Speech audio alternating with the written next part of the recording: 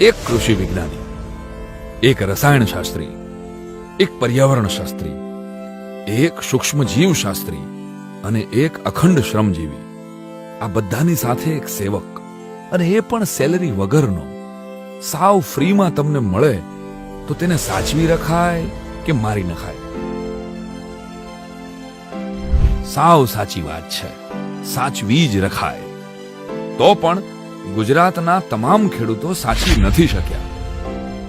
જી હા, હું વાત કરું છું ખેડૂતના પાક્કા ભાઈબંધ દેશી અળસિયાની, અર્થવોર્મની, કેચુઆની.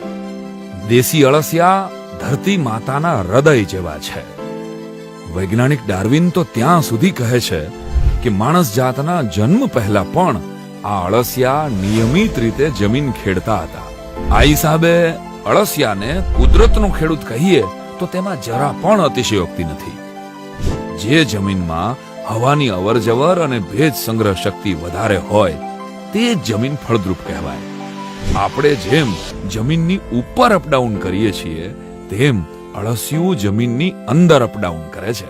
એક સાયન્ટિફિક સર્વે પ્રમાણે એક અળસિયું એક દિવસમાં 8 થી 10 વખત જમીનમાં ઉપર નીચે આવજા કરે છે અને એક દિવસમાં તે ધરતીમાં 16 થી 20 કાણા પાડે છે.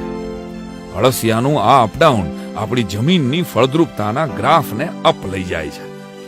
બીજી એક ફાયદાની વાત, અળસિયાના અપડાઉનને લીધે જ મહત્તમ પાણી જમીનની અંદર ઉતરે છે અને પાણીનો સંગ્રહ થાય છે.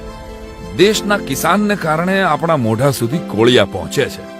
તેવી જ રીતે અળસિયા પાકના મૂળ સુધી પહોંચી તેને મોંમાં કોળિયા આપે છે. તો જેટલો આપણને સૌને કિસાન વહાલો છે એટલા કિસાનને અળસિયા વહાલા લાગવા જોઈએ કે નહીં? શું કહો છો? વિશ્વભરમાં અળસિયાની 4200 થી વધારે પ્રજાતિ છે. અંદાજે 1 ગ્રામ જેટલું વજન ધરાવતું અળસિયું 1 થી 10 વર્ષ સુધીનું આયુષ ભોગવે છે. અળસિયાની વસ્તી આશ્ચર્યજનક રીતે વધે છે. દાખલા તરીકે જાન્યુઆરી મહિનામાં તમારા ખેતરમાં 1000 અળસિયા હોય તો 21 દિવસમાં તે ડબલ થાય છે અને 12 મહિને 1000 ના વધીને 8,33,000 થઈ જાય છે. બાપ રે! એક ખેતરમાં ખેડૂને 8.5 લાખ મફતના મજૂરો મળે તો તેને સાચવવા જ જોઈએ ને. જે નથી હુમલો કરતા, જેને નથી દાંત, નથી પંજા, નથી કાન, નથી આંખ, નથી હાડકા. અરે સાવ અહિંસક અને બિનહાનિકારક છે આપણા દેશી અળસિયા. અગણિત ગુણો જેનામાં હોય તેના દેખાવની સૂગ તો ઉડાડવી જ પડે ને. જેમ મેં પેલા કીધું એમ, આ એક એવો મજૂર છે જેને તમારે પગાર નથી દેવાનો ને ખાવાનું પણ નથી દેવાનું. જી હા, કારણ કે અળસિયા માટી, છાણા અને કચરો ખાય છે. પણ આ માળા બેટા ખાધોડકા બહુ. તેના વજન કરતા 3 થી 5 ગણું ખાઈ જાય. પાછો સૂકો કચરો ખાય. એટલે આમ જુઓ તો અળસિયાને કુદરતના સફાઈ કામદાર ના કહેવાય? અળસિયાના ખોરાકને પચાવવા ઈશ્વરે આ જીવના પેટમાં ગિઝાર્ડ એટલે કે એક જાદુઈ ઘંટી મૂકેલી છે. આ ઘંટી ખોરાકનું ખાતરમાં રૂપાંતરણ કરે છે.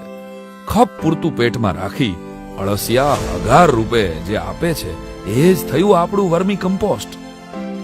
મારા વાલા, આ અળસિયાના ખાતરમાં સામાન્ય માટી કરતા 5 ગણો નાઇટ્રોજન, સામાન્ય માટી કરતા 7 ગણો ફોસ્ફરસ, સામાન્ય માટી કરતા 11 ગણો પોટાશ, સામાન્ય માટી કરતા 3 ગણો સેન્દ્રિય કાર્બન, સામાન્ય માટી કરતા બમણું કેલ્શિયમ અને 40% વધારે હ્યુમસ એટલે કે જીવદ્રવ્યો હોય છે. જેથી જમીનની ફળદ્રુપતા, નિતાર શક્તિ અને ભેજ સંગ્રહ શક્તિ વધે છે. આટલા ગુણ અને ફાયદા દેશી અળસિયાના છે હો. બધી વાતમાં વિદેશની વસ્તુનો મોહ સારો નહીં. સમજાય અને વંદન. કુદરતે બક્ષેલા આવા કૃષિના વફાદાર દોસ્તને સાચવજો, કારણ કે દોસ્ત ક્યારેય જમીન દોસ્ત નથી થતો. અને આપણે જમીનના દોસ્તને ઓળખવામાં થાપ ખાઈએ એ કેમ ચાલે? આવો ભૂલ સુધારીએ, અળસિયાની મદદથી ખેતી સુધારીએ, પ્રાકૃતિક ખેતી તરફ પાછા વળીએ.